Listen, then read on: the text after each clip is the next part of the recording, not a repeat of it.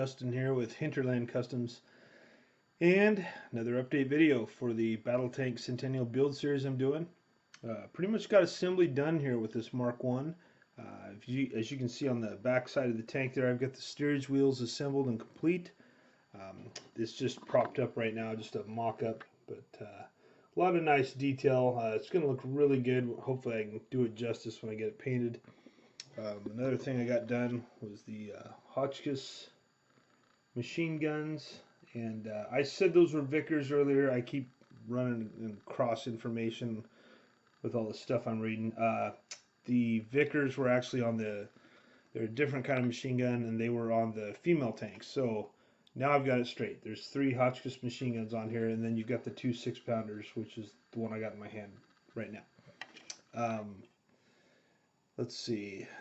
What else did we have? Oh, rivets and bolts. So the rivets on this actually wasn't, armor. You can kind of call it armor, but really what it was boilerplate, and it was the steel that they used to make boilers with, and so that's why the rivets are really close together on these first sets of tanks, because they were going off the standard of how far apart the rivets had to be on a boiler.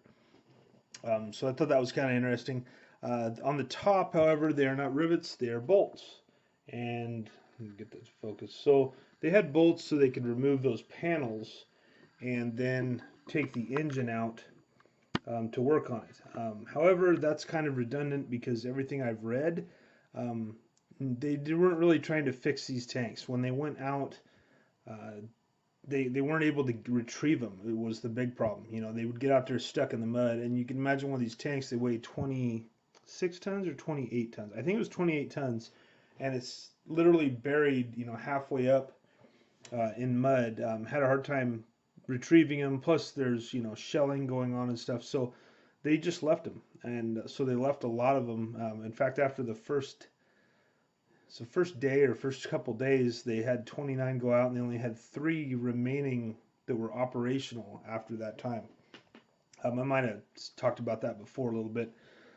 But anyway, so that's where I'm at there. Got the machine guns done, the steerage wheels.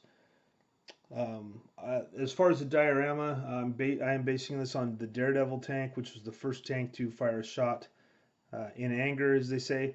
So first tank to fire a shot, and Daredevil fired that shot, exchanged gunfire, and then about an hour and a half later had gone back and rejoined with a larger group of tanks, and then they went up the middle of this valley, kind of in between. There were 3 towns there, and they headed towards the center town, which I believe was Courcelette.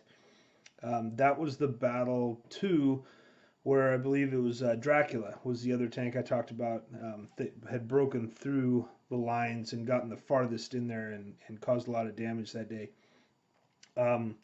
Anyway, the Daredevil tank, unfortunately, I talked about leaving the tanks in the field if they were broke down and not being able to retrieve them.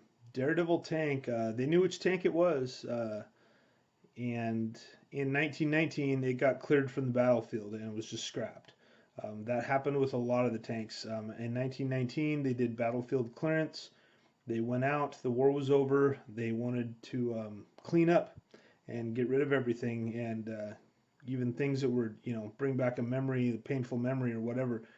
But they went out, they cleaned it up, and the trenches are still there. There's still a few things out there that remind it. But imagine if they hadn't done that. Think about how many of those old tanks might still be sitting out there rusting away, just kind of like tombstones, like ghosts or something. But and in this day and age, people would have taken stuff off of them anyway. But anyway, that's what happened.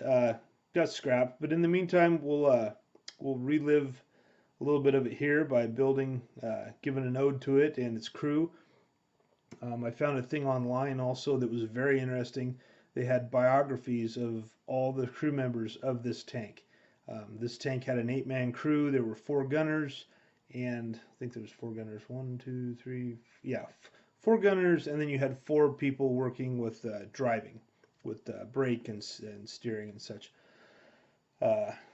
So anyway, yeah, crew of 8, and yeah, the biographies I read were just really interesting. It talked about, where they were born, where they grew up, how old they were when they joined the service, what they did after the service. It was pretty interesting. So it was cool to get more information on that. Learning something new every day with it, guys. A lot of fun learning it. Some of it might seem kind of redundant, but it definitely, all of it helps. You know, when I'm building this, it all helps give me a better backstory of this because I don't know anything about it. You know, it's not like somebody that's building a car that they had in high school or something. You know, there's and even like I said, I mean, I've never seen one of these in a museum. You know, where I live, they don't have them here. A lot of them got scrapped, so you know, a lot of them didn't make it through the war. So it's just been really humbling to read some of these stories, and very interesting to read about this tank and what they could do, and the course of history that it was on. So anyway, I've talked enough, and the next video will probably be covering paint. Um, oh, I guess I don't know if I covered the diorama. Yeah, I've got a figure I'm going to put in the driver's in the faceplate there. You see that faceplate that's popped up there on the far right. That's not focusing, of course. Anyway, I got a figure coming in the mail here shortly that I'll be putting in there. So we'll have a face sticking out there. So we'll be starting to give it a little bit of life. I got to put that figure in before I put all of this together. So after the figure goes in, it all goes together, and then painting will commence. So, all right, guys, I've talked enough. Thanks for listening. Hinterland Customs signing out.